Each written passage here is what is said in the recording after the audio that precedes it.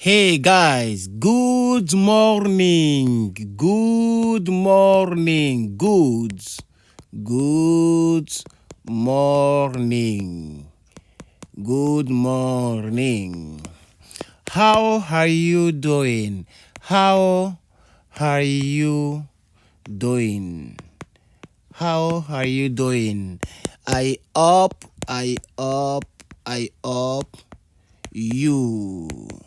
you are doing, I hope you are doing great. Okay, so therefore, thanks God. All right. Good morning, guys. How are you doing? I hope you are doing great. Thank you. Thanks God. So, yeah, it's time to do videos and a lot of videos now. So you have to subscribe if you didn't subscribe yet, okay? And we're gonna learn English now. It's time to learn a lot of English because I have some time. I have a little time. We don't have any more classes. I'm waiting for next semester. So guys, we're gonna learn today some, yeah, you know already, okay? We're gonna learn some idioms, okay? US idioms, okay? United States of America English idioms, okay? So, yeah, let's jump in. Let's jump in, okay? So let's jump in, okay? Qui peut vouloir dire, hein, on va commencer, ok? Tu vois? Start. Alors, l'Est. Qui sait ce que ça veut dire l'Est? Parce que vous entendez ça beaucoup. Hein? Vous entendez beaucoup l'Est, parce que toujours je fais d'abord des petits bonus avant de commencer réellement la vidéo, c'est comme ça. Alors, l'Est, ok? Il y a le mot, il y a l'expression let's go. Let's go. Go, il faut toujours écrire en grand caractère, ok? Qui vient du verbe to go, going, ok? Il y a aussi let's start, ok? Et ça c'était let's start, ok? Alors, le let's là, lui, pour ceux qui ne savent pas ce que ça veut dire, c'est deux mots, ok? C'est le verbe let, ok? Le verbe let, plus le verbe, plus le pronom as. As qui veut dire nous, ok? Nous. Bon, nous, normalement, ça veut dire oui, hein? Ok? Oui, ça c'est nous, ok? Bon, j'ai déjà fait une vidéo sur le pronom, ok? Donc ça, c'est le oui lorsque ça vient sur possessif, ok? Ok? Yeah, this channel is for us. Yeah, this is great example, right? Okay? Yeah, this YouTube channel is for us. Yes. Donc, le as qu'elle est là, c'est lorsque la chose nous appartient. Cette chaîne YouTube English with Herman, voilà, cette chaîne YouTube nous appartient à nous tous. Nous sommes, et by the way,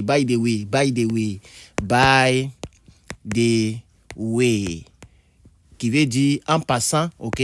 Voilà, by the way, we are 486 subscribers. Okay. So thank you so much to be. Let's go for 500 in this week, please. Today is Saturday. No. Today is Saturday, right? Yeah, today is a Saturday.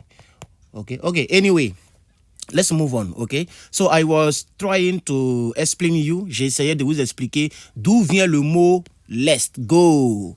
Let's go, let's start, let's eat, let's smoke. Bon, anyway, I don't smoke, but let's smoke, let's do this, let's do that, ok? Je suis en train de vous expliquer d'où le mot let's sort. Voilà le mot let, pour ceux qui ne le savent pas, ok? C'est let us. Donc, let us go. Tu vois, let us go. Voilà, c'est là-bas que vient le mot let's. Mais dans d'autres circonstances, in other circumstances, j'aime beaucoup le mot là. Circonstances. Circumstances. I hope, j'espère que c'est comme ça on écrit ça. Hein? Circumstances. Ok. Bon, si c'est pas comme ça, pardonnez-moi. Je connais certains mots, mais pour écrire là, c'est un peu souvent bizarre. Donc, un professeur qui apprend comme vous, c'est très intéressant parce qu'on apprend ensemble. N'est-ce pas? N'est-ce pas? Ok. N'est-ce pas? C'est isn't it? Isn't it? Voilà, hein, à peu près, n'est-ce pas? Isn't it? Voilà. Pour ceux qui ne connaissent pas comment on écrit n'est-ce pas en anglais, c'est isn't it? Ok. Voilà, parce que le verbe être, ok, c'est is. Hein? Le verbe être, le is là, ça représente le verbe être. Ça représente la négation. Et ça représente, bon, si vous voulez, le pas. Ok, n'est-ce pas? Mais bon, c'est isn't it. Bon, bref, on va commencer maintenant. Adamant, on peut faire ça. Number 1 for today. Yesterday, we saw 7 idioms, right? We saw 7 idioms. So go to do some review, okay? I remember screw up, okay? Screw up. Ça c'est toujours, ok? Ça c'est toujours au passé. Donc j'ai oublié la partie. Il faut toujours mettre au passé. Hein? So I remember screwed up. I don't want to say that. I just remember screwed up and more. So if you didn't see the video yet.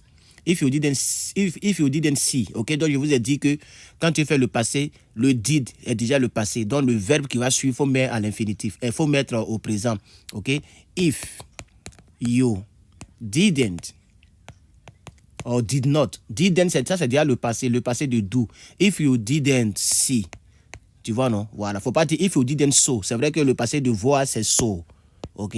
Voilà, so. Mais il ne faut pas dire if you didn't so, il y a deux passés. C'est comme tu as dit, si tu n'as pas mangé, mais si tu n'as pas... Oh, comment il peut dire ça en français? Bon, je ne sais pas comment il dit ça en français réellement, mais en anglais, c'est comme ça. Ouais. On n'utilise pas deux fois le passé. If you didn't see, ok, the video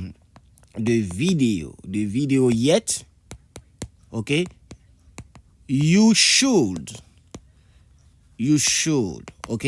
Donc, si tu n'as pas encore vu cette vidéo sur les 7 idioms que nous avons donnés, tu devrais aller voir ça. You should, ok? So now, let's jump in now. Seriously, I'm taking too much longer. Sorry about that, guys. I like also the language I like the English, right? I like English. So, des idioms, ce sont des, pour ceux qui ne savent pas, ce sont des phrases populaires aux États-Unis. Ok, idioms. Ce sont des, quand on dit idioms, ça veut dire les phrases typiquement pour les Américains, qui sont typiquement utilisées aux États-Unis. Ok, voilà. Donc, ce sont des petites phrases. Alors, je vais donner le premier. On va prendre, regardez très bien celui-ci. Il est très bon. Il y a ce qu'on appelle beef up. Voilà. Beef up. Ok, beef up. Ok, le beef up, c'est vrai que ça, c'est le bœuf. Ok, le beef up, en réalité, c'est ça, ici, lui là, c'est mis pour des choses qui sont très strong. Ok, des choses qui sont très strong, c'est-à-dire quelque chose de fort. Voilà, quelque chose de fort. Ok, quelque chose de puissante. Je ne sais pas si vous comprenez la partie là. Donc, c'est ça le beef up. Le beef up, c'est quelque chose de fort, quelque chose de puissant. Hein, si vous voulez dire ça en anglais, bon, something, ok. Something strong, ok. Strong. Voilà, un truc comme ça. Quelque chose de fort, ok. Voilà, quelque chose de puissant, ok. Donc, ça, c'est beef up, ok. Alors, aujourd'hui, je vais donner seulement les... Non, on est sur le 2... Je vais trop en besogne. Je vais donner seulement les trucs. Et dans la prochaine vidéo, vous allez apprendre ça. Vous allez chercher en français ce que ça veut dire en français, apprendre ça. Et dans la prochaine vidéo, on va donner des phrases qui vont avec. C'est comme ça qu'on va faire ça. Ok? Comme ça, la deuxième vidéo va nous permettre de réviser non seulement les idioms et de les employer dans des phrases. Donc, je vous donne les idioms, je vous donne ce que ça signifie. Si vous voulez donner ça en français, mais bon, j'espère que vous comprenez ce que ça veut dire something strong. Ok? Ou si tu veux, tu peux mettre strange and something. Ok? C'est-à-dire, hein? C'est-à-dire, ça là, c'est quelque chose pour. Au fait, c'est. Attends, mais ça même. Attends. Parce que voilà, ça là, j'attends ça beaucoup. Et dans le contexte dans lequel j'attends ça là, c'est pas quelque chose qui est là, qui est strong en tant que tel. C'est quelque chose qu'on doit rendre strong. Ok? beef it up, tu vois, non? Si tu veux, par exemple, si tu veux attacher quelqu'un, que quelqu'un te dit, beef him up, ok? Beef him up. Voilà, c'est toujours le même idiome, mais beef up, ok? Ça, c'est mis pour him. Ça veut dire, il faut l'attacher fortement. Il faut coincer. Il faut le coincer. Hein? Donc, c'est des choses, c'est pas des choses académiques qu'on peut expliquer avec des termes, des trucs académiques, mais c'est pourquoi on appelle ça idiome. C'est utilisé comme ça dans le langage américain. Donc, retenez seulement beef up. Faites votre recherche sur Google. Qu'est-ce que ça veut dire? Ça peut pouvoir dire en français, ok? Et la prochaine vidéo, on va réviser en faisant des exemples, s'il vous plaît. Donc, c'est très, très, très important. Alors, il y a aussi celui-ci qui est... Attendez, donnez-moi un instant. Parce que cette fois-ci, j'ai fait des recherches au fait, hein, voilà, pour ne pas mélanger les choses. J'ai fait quelques recherches et c'est ça que nous bossons ensemble. Il y a ants in your pants. Ants in your pants. Sorry, let me write the pen properly, okay? Pants. Yes, okay? So, make sure to put the two S. Là, cela a son sens. Ça veut, tu es en train de dire à la personne que c'est toujours dans son... Ça, le pants, en réalité, ça veut dire le pantalon. Le pantalon en anglais, ok? En réalité, voilà. Donc, quand quelqu'un te dit, anti on pants, en fait, c'est quelque chose qui ne peut pas rester. Tu vois, quand tu défectes dans ton pantalon, bon, je ne sais pas si ça vous est déjà arrivé, moi ça ne m'est jamais arrivé, mais je veux dire, quand quelque chose est dans ton pantalon, pas forcément déféqué, une mouche, une bête sauvage qui est rentrée, qui te mord les trucs là-bas, tu vois, non, tu ne peux pas rester tranquille. Tu vois, non? Donc, quand l'anglais te dit « ants in your pants », c'est quelque chose, je mets ça ici, something that, ok, can steal. C'est quelque chose qui ne peut pas rester. Ok? C'est quelque chose qui ne peut pas rester. Tu vois, non? Voilà. C'est-à-dire tu ne peux pas, quelque chose qui ne peut pas rester tranquille. Voilà. Donc, quelque chose qui ne peut pas rester tranquille, c'est ants in your pen. Dans les exemples, vous allez bien comprendre ça. Mais pour l'instant, on va juste voir ça comme ça. Troisième idiome que je veux mobiliser pour vous. Quelque chose qui est ridicule. Quelque chose qui est ridicule. Quelque chose qui est bizarre. Hein? L'anglais te dira, this is for... Oh no, shit. Oh, let me see. Only this one. Yep. Ok. So, je disais que quelque chose qui est... On dit for the birds. For the birds. Voilà, for the birds. Alors, le for the birds, en réalité, littéralement, ça veut dire pour les oiseaux. Parce que le bird, je pense très bien que c'est les oiseaux. Donc, for the birds, ça peut vouloir dire pour les oiseaux. Mais en vérité, c'est pas pour les oiseaux, ok? For the birds, c'est quelque chose qui est something... c'est quelque chose qui est ridicule, ok? So, something... Ok, something ridiculous. J'espère que c'est comme ça on écrit. Hein. Je n'ai pas les définitions. C'est des choses que je connais, ce que je connais, j'ai mis, voilà. Voilà, ridiculous, ok? Voilà. Je crois que c'est comme ça. Ok? Donc ça, c'est des choses, si tu veux vraiment avancer en anglais, c'est des choses, donc il faut essayer de les comprendre, il faut essayer de les mémoriser, etc., etc. Et tout ce que je vous donne là, ça c'est au niveau c'est des idiomes funny. J'ai oublié de vous dire ça. Funny. Or funniest idiom. Parce qu'il y a plusieurs types au fait. Il y a plusieurs idioms. Donc ça, c'est les funniest. C'est pourquoi tu vas voir, on met bird ici, on met ant in your pants, on met ici beefy up, tu vois, non? Ça veut dire on utilise des animaux, des objets pour traduire quelque chose. Donc une sorte de métaphore.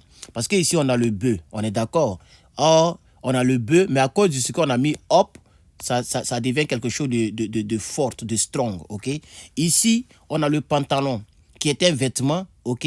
Mais comme ça est dans ton in your pants, comme ça est dans ton pantalon, c'est quelque chose qui ne peut pas rester tranquille. Ici, on a un animal, comme le bœuf de l'autre côté. On a un animal, ok?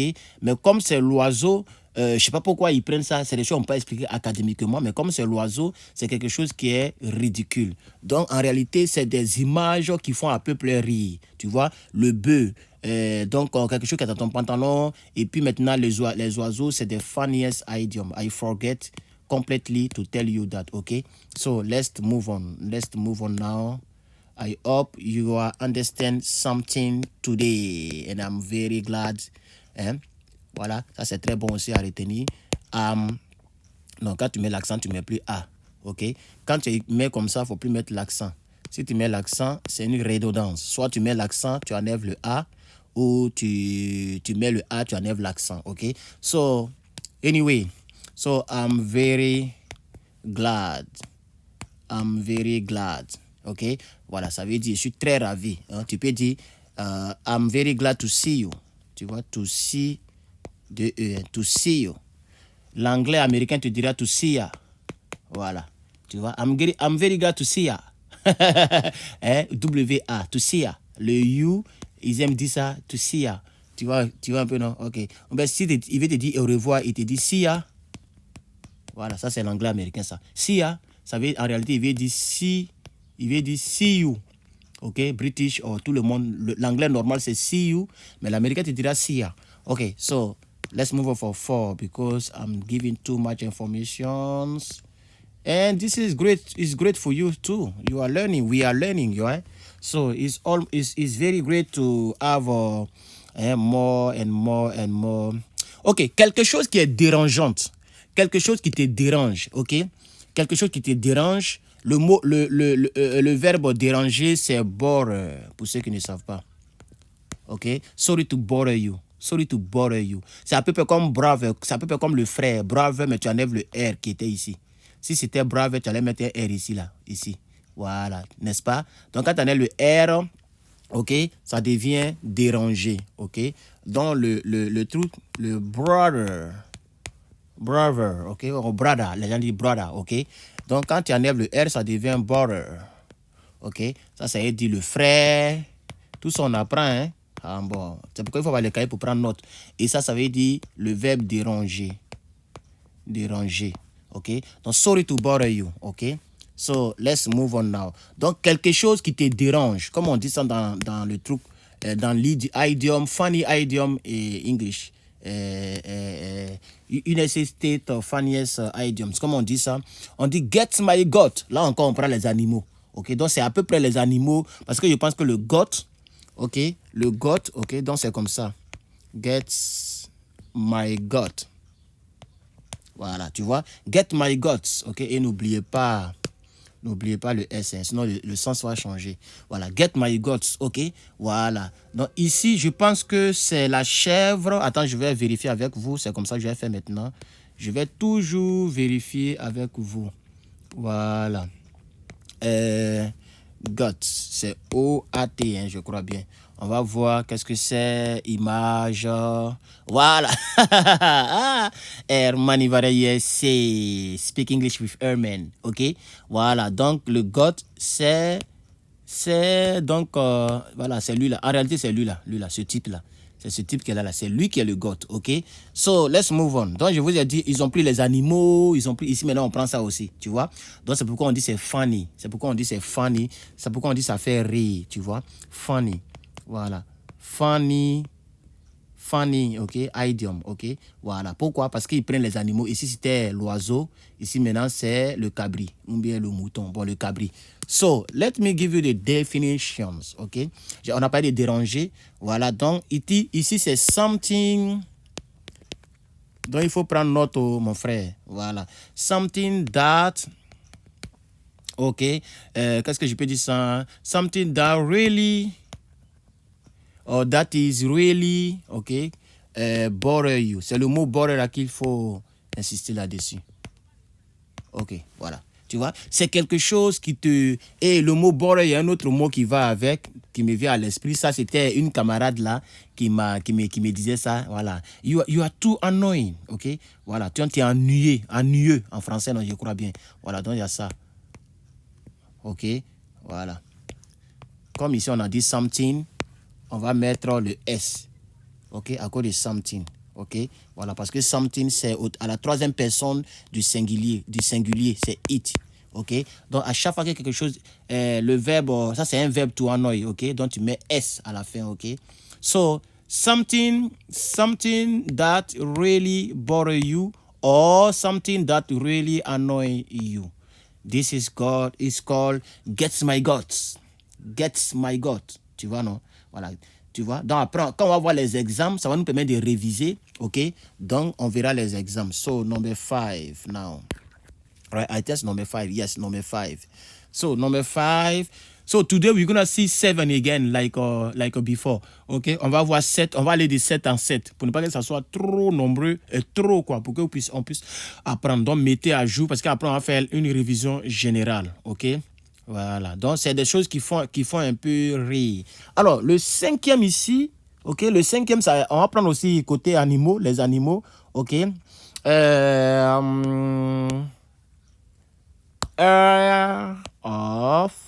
Hair of the dog that beat you, that beat you, ok, voilà ça ici, voilà. Donc ici c'est, vous voyez, c'est des choses un peu, vraiment, c'est pas facile, hein. Ici, ici là, on a beaucoup de choses. On a les cheveux, on a le chien, on a le verbe mordre. Tu vois? Voilà. Donc, c'est comme, vous voyez comment c'est bizarre? Les cheveux, donc c'est comme si ce sont les cheveux du chien qui te mord. Tu vois? Ça fait rire. Les cheveux d'un chien ne peuvent pas te mordre. C'est ça, hair of the dog. Of the. Ok, vous voyez le of the. Voilà. C'est mis pour dog. Donc, les cheveux du chien qui vont te mordre. Voilà, vous voyez comment ça fait rire, c'est quand même bizarre. Mais quand l'anglais te dit hair of the dog or that beat you, hair of the dog or that beat you, c'est quelque chose qui est dans, c'est-à-dire quelque chose qui te met dans une situation. Tu vois, non? Quelque chose qui te met dans une situation. Ok? Donc, je vais mettre la définition. Oh shit, mon bic est éteint. Ah, ok, donc je l'ai éteint par erreur. Donc, whatever, c'est collé. Ok, c'est un seul mot, mais c'est comme ça. Il y a what et il y a either. Ça veut dire chaque fois que tu es dans une situation, ça dit quelque chose qui te cause des situations. Ok, so whatever cause you, ok, to be, cause you, yes, c'est ça, non, to be in, yeah, in the situation. Il a fait ça comme ça. Situation. OK? So, whatever, au lieu de dire toujours something, comme il est trop dit something, on va prendre whatever. So, whatever caused you to be in a situation you are in. You are in. Voilà. Vous voyez maintenant, non? Donc, voici un peu le 5e. Il est très lourd, mais je pense que c'est très bon. OK? So, or if you want,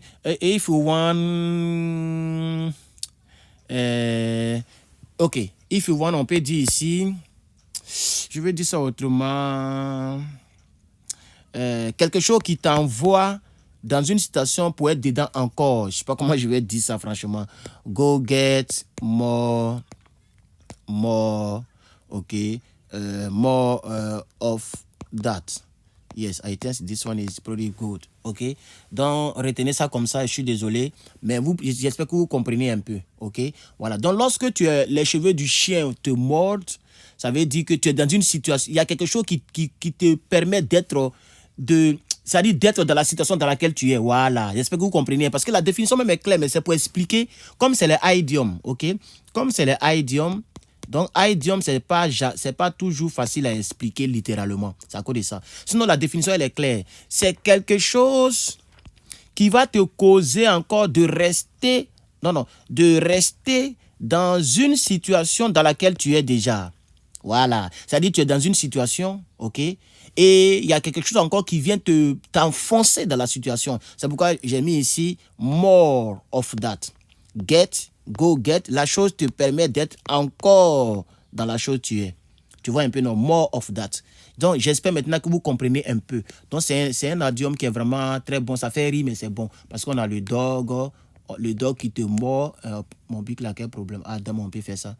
Le dog qui te mord, hein, quand ta main touche en haut, là, parce que c'est en haut, là, on éteint. Donc, c'est sensible, c'est comme le téléphone. Quand ça touche, ça s'éteint automatiquement. Voilà. Donc, les chiens, les cheveux, hein, les cheveux du chien, n'est-ce pas, qui vont te mordre, ça veut dire que tu es dans une situation, regardez, tu es dans une situation et il y a quelque chose qui vient te mettre encore, qui te permet encore d'être dans la situation où tu es. Donc, voilà, c'est empirer, c'est tout. Empirer une situation, le mot est venu maintenant, voilà. C'est empirer une situation. Donc, l'anglais te dira, hair of the dog that bite you, tu vois. Tu vois, non, voilà. Donc, on va voir les exemples. Je n'ai pas envie de donner exemple aujourd'hui. Aujourd'hui, on apprend seulement les exemples. Je pense qu'on va bien s'expliquer. Ça sera la vidéo suivante. 6e idiome, avant-dernier pour terminer cette longue vidéo. Désolé si elle est longue, mais bon, on va doucement parce qu'on apprend. OK? L'anglais, si l'anglais te dit hold your horse. Hold, ça c'est dit. Hold, OK? Hold your horse. Horse, c'est, je crois que horse, c'est, comment on appelle ça? Les chevaux, voilà, le cheval. Donc, comme c'est horse, il y a S ici, donc c'est les chevaux. On va démontrer ça, parce que maintenant, c'est comme ça, on va faire, comme ça, nous sommes tous sûrs de quoi voilà. Donc, on va taper ça, vous allez voir, mais je pense que c'est les chevaux. Ah, ici aux États-Unis quand même, Adam, on peut faire ça. Je parle l'anglais, voilà ça ici. Bouaka! Voilà, donc horse, c'est les chevaux, ok? Les chevaux, c'est ça, horse, ok? Voilà. Donc, si l'anglais te dit old, old qui veut dire quoi? Old qui veut dire il faut tenir tranquille, ou bien il faut attraper, voilà, il faut attraper, ok? Si quelqu'un dit hold my phone, ça veut dire attrape mon téléphone ou attrape ton téléphone. Hold your dog, ça veut dire il faut attraper ton chien, hein? Faut maîtriser ton chien. Donc hold your horse, ok? C'est idiom English. Quand l'anglais te dit ça, c'est pas littéralement qu'il est en train de te dire il faut attacher tes chevaux. Mais il faut attraper tes chevaux. Non, c'est pas ce que l'anglais te dit. L'anglais est en train de te donner une autre expression via ce qu'on appelle le idiom. Ça veut dire slow down, tout court. Ok? Ça veut dire slow down. Slow down. Donc, il faut ralentir. Ça peut vouloir, ça dépend maintenant des contextes. Hein. Si tu conduis, si tu es sur la route, tu conduis, et le gars il file, tu peux lui dire, hey man, hold your horse. Parce que vous savez que les chevaux, ou bien le cheval, lui, il court, il aime courir. C'est la course. Donc, l'image du cheval est comme la course. On est d'accord, la course, tu vois. Donc, quand tu dis à quelqu'un, hey, dude, on va voir je n'ai pas envie de donner les exemples, on va voir ça prochainement, ok? Donc, je donne les définitions. Donc, ça peut vouloir aussi dire stop. Hein, tu causes avec ta femme et puis elle crie sur toi, elle crie, tu dis, hey, hold your, hey, woman, hey, girls, please, hold your horse. Hold your horse. Ça veut dire, fais attention, il faut aller doucement, il faut parler doucement, il faut stop, il faut arrêter, il faut slow down, etc. C'est un très bon idiome, j'aime beaucoup ça. Ça, vous pouvez déjà chercher à l'utiliser déjà parce que c'est un très bon idiome, ok? Puisque l'image se voit déjà au travers le horse, qui est la course, ok? Le pressé, ok? Donc, slow down and stop, ok? So, 7 and last one for today. 7 and last one for today, guys. Le 7, c'est on your fishing expedition. C'est un peu dur si vous voulez. Bah, c'est important parce que fishing, ok, dans le truc, ok, même, voilà. Donc, fishing là, le fishing vient du verbe fish. Fish, c'est à peu près, fish veut dire, fish, le mot fish, ça c'est poisson, on est d'accord, hein? Mais en anglais, quand on emploie le mot fish ou fishing, c'est-à-dire c'est soutirer, voilà. C'est pourquoi c'est des idiomes, au fait. C'est soutirer, hein? Prendre une information. Comme ça vient, c'est de la famille des espions. Tu vois, espionnage. Donc, c'est soutirer une information. Phishing, ok? Phishing. Donc, le dernier idiome va nous donner ceci. Donnez-moi un instant, I want to clear the board, right? So, le dernier idiome, c'est on the fishing expedition. On The fishing. Maintenant, il y a le mot S. Ça s'écrit même comme en français. Expedition. Expedition. Mais il n'y a pas accent ici. Il n'y a pas accent sur le E. Mais ça c'est la même chose comme en français. Voilà. Voici. Oh, j'ai mis ça en rouge. J'ai mis ça en blanc. Mais ce n'est pas grave. Hein? Donc, voici donc le dernier item for today. OK? Donc, la définition de ce dernier item numéro 7. OK? On va mettre quoi? Quand on a fishing ici, c'est déjà une information. Donc, comme ici, on dit on deux. On deux, ça veut dire on est dessus. Ça veut dire sur le, littéralement, sur le. Tu vois? Donc, nous sommes sur une fishing d'expédition. Donc, nous sommes dessus. Donc, c'est essayer. So, you're going to get you like a definition. Try or trying. Bon, yes, trying est mieux, ok? Puisqu'on est dessus. Par exemple, trying, le ing, ça veut dire l'action se déroule, hein, le ing. So, trying to get, puisqu'on est on deux, donc trying, ok? Trying to get, ok? Trying to get out. À cause de expedition là, ça va devenir out. C'est l'expédition qui donne le out. Pourquoi? Parce que expédier, c'est prendre quelque chose ici et puis envoyer quelque chose comme extérieur. Comme extérieur. Donc, l'extérieur, c'est out. Comme get out on my house. OK? Sors de ma maison. C'est pourquoi on va essayer de prendre l'information. On va essayer de prendre l'information out. Donc, trying to get out.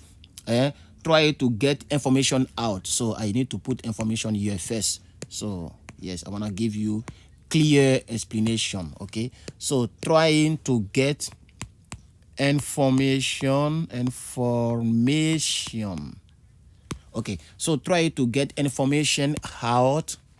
Donc ça c'est le phrasal verb. On avait déjà vu ça, get out. Vous voyez maintenant le phrasal verb. Ok, so try to get information out. Ok, of someone. Oh shit. Ici c'est N, hein? Voilà. Ok, someone. Ok, ok, voilà, ça c'est N, hein? Ici là c'est N, c'est pas M. Ok, yep, voilà. Donc ok, donc c'est un peu ça. Ok, so try to get information of someone without being fully aware. Ok, so without. Ok, voilà, without being. Donc tous les verbes ici seront in parce qu'on est dans on est ici, on est on deux, ok, on deux. Donc ici on aura in ing. Ici, on aura in ing. OK? Voilà.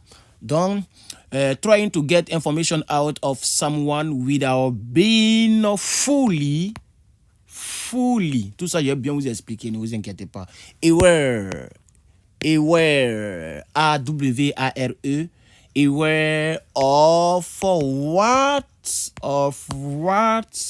You are looking for. You are looking for. On apprend l'anglais ici, hein, donc maintenant je vais faire un bon truc et puis vous donner les trucs. Non. Alors je vais faire ça comme ça on va bien voir. Ok, on va faire ça comme ça. Voilà, vous voyez. Alors ici, ok, ici, chers parents, c'est très important ce que, voilà. Ici, nous avons le septième idiome. Ok, ça c'est quoi ça? Ok, donc je vais faire ça comme ça. Voilà. Nous avons le septième idiome. Voilà. Ok. Qui veut dire, ok, on the fishing expedition. Donc ça c'est vraiment, quand on dit on apprend l'anglais là, c'est quand tu connais ça là, c'est ça on dit tu connais anglais.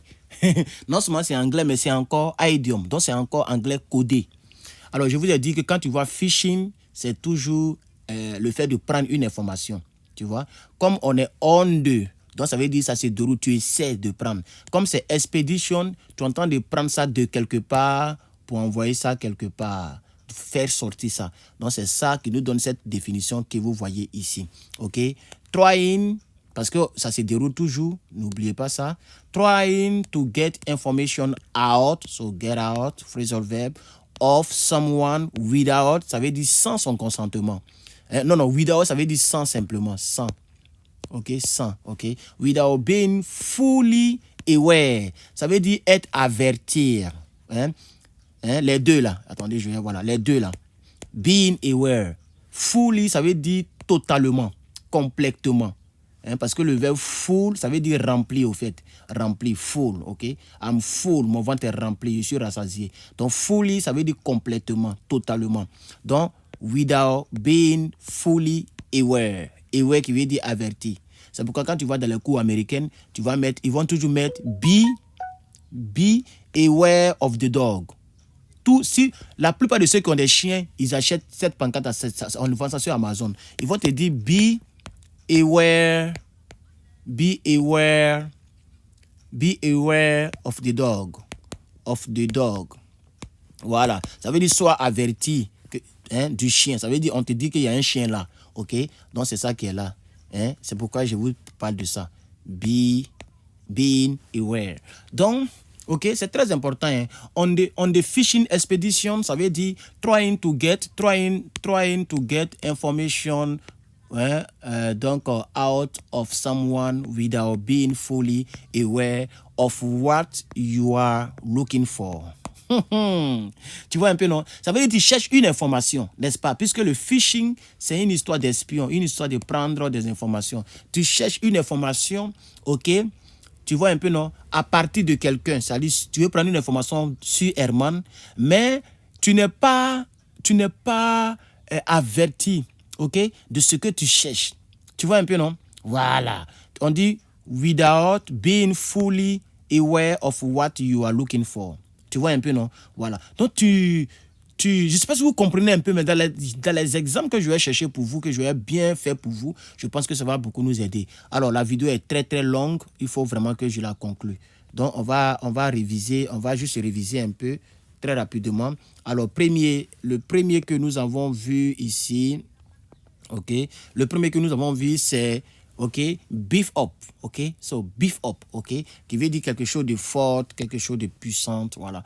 Deuxième, c'est ants in your pants, ants, le S, in your pants, ok, voilà, quelque chose qui ne peut pas rester tranquille, something that can stay, still, ok, still, quelque chose qui peut pas se dérouler encore, qui peut pas continuer, voilà, si vous voulez, continuer, or still.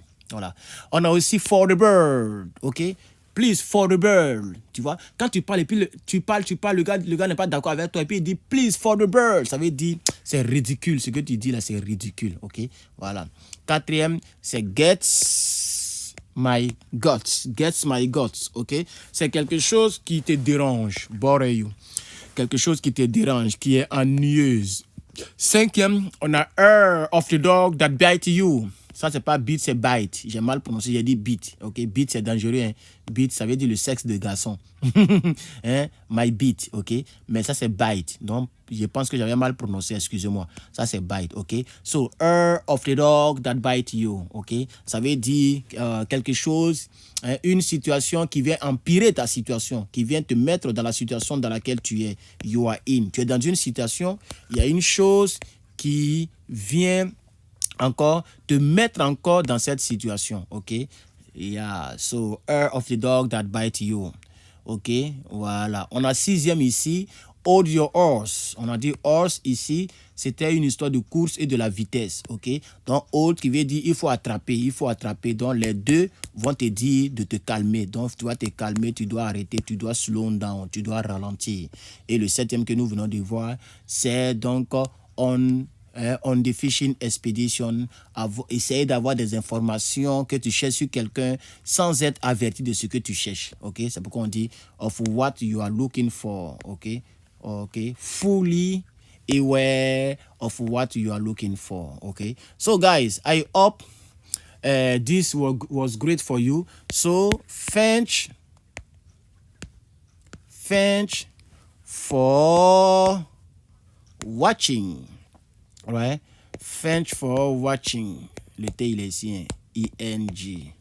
Thanks for watching. Thank you so much. See you and talk to you soon.